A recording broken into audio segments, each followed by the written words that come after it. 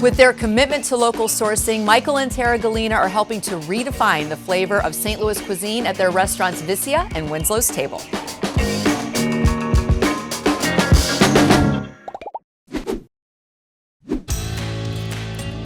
Both Michael, my husband, and myself have worked in food for some time. He was a chef working in New York City, and I was working in the culinary field as well in New York. We fell in love, got married, and decided that it was time to put our passions together and start our own business. So we decided to come back to St. Louis, which is Michael's hometown, and we were really blessed to find a great welcoming from the culinary community here in St. Louis, but also the dining community before we opened Vicia. Vicia is located in the Cortex Innovation District in St. Louis.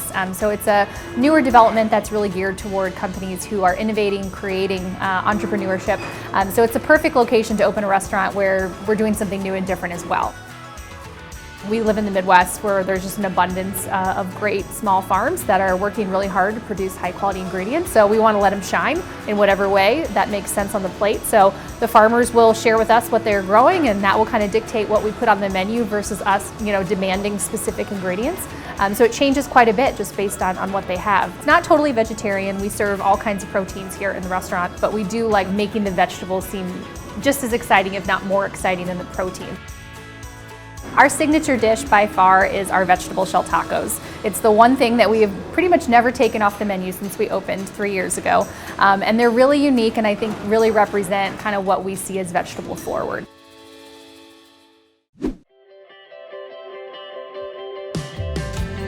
So Winslow's Table is casual. We're open for breakfast, lunch, and dinner. It's really a place that you can pop in. It's very much a part of the University City community here in St. Louis. So it's a neighborhood restaurant. We have a bakery, so the first thing you see when you walk in is just tons of fresh cookies and pastries and breads.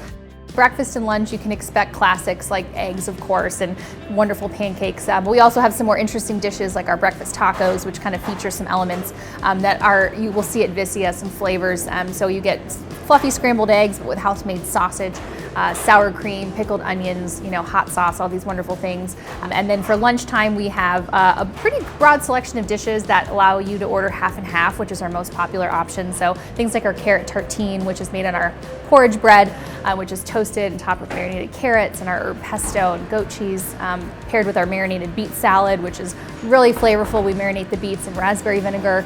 They get tossed with tahini and fresh pears, topped with sunflower sprouts and seeds. So just a lot of textures and flavors, which is really nice. Winslow's Table is in a really unique spot. The building itself is over 100 years old and used to be home to a neighborhood grocery store, for many years. So even some of our guests that come dine with us today love to tell us stories. Transitioning from Winslow's home, which was the previous restaurant, into who we are now, definitely has given us an opportunity to revamp a couple of things, but also stay true to some of the things that people loved about it so much.